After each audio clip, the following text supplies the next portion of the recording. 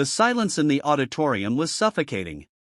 Hundreds of students sat shoulder to shoulder, their eyes fixed on the podium where the university president stood, arms crossed, lips tightened with finality. The tension was palpable, the kind that made hearts pound and hands tremble. The president had made it clear, there would be no dialogue, no change, and no further discussion. Yet in the third row, a young man named John Kennedy slowly rose to his feet, clutching a worn folder to his chest. His voice, when it finally broke the silence, would alter the room forever. But just minutes earlier, hope seemed lost. The problem no one wanted to hear. Eastwood University had long been revered, marble pillars, ivy-covered halls, and traditions older than many towns. But beneath the grandeur lay a painful truth: students from less privileged backgrounds were struggling in silence. Scholarships were scarce. Work-study opportunities had been cut. Meal stipends had disappeared without explanation. Kennedy, a first-generation student who worked nights at a diner, had become the quiet voice of many. He listened to classmates skipping meals to afford textbooks, international students living in fear of deportation due to unpaid fees, and brilliant minds on the verge of dropping out. He collected letters, testimonies, raw truths written in ink and tears. The Students' Forum was supposed to be the place where these voices would finally be heard. But when Kennedy stepped forward to speak, President Aldrich raised a hand.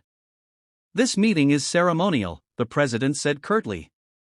"We are not here to redesign policy. University operations are not up for debate." A murmur rippled through the hall. Students glanced at one another, disbelieving. A few stood to protest, but security approached, ready to escort them out. Kennedy remained seated, silent, unmoving. His chance had been denied before he even began. The moment that changed everything. Then, as the meeting neared its cold conclusion, Kennedy stood, not in defiance, but in heartbreak. "Mr. President," he said quietly, "before you close the doors on us, allow me one question." Perhaps out of arrogance, perhaps believing he could crush this interruption, President Aldrich nodded stiffly. "One," he said. Kennedy did not rush. He opened the folder in his hands, thick with notes, sealed envelopes, shaking pages. His voice trembled, but his eyes were steady. "I collected 172 letters," he began. "Not complaints, confessions. Some from honor students. Some from athletes.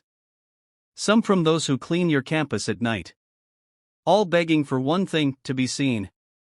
The president's jaw tightened. "This is not." Kennedy rose his voice just enough. "One student wrote," he continued, reading from a torn page, "I don't eat on Thursdays so my roommate won't feel guilty. I sleep in the library because I can't afford heating in my room." He paused. "She has a 4.0 GPA.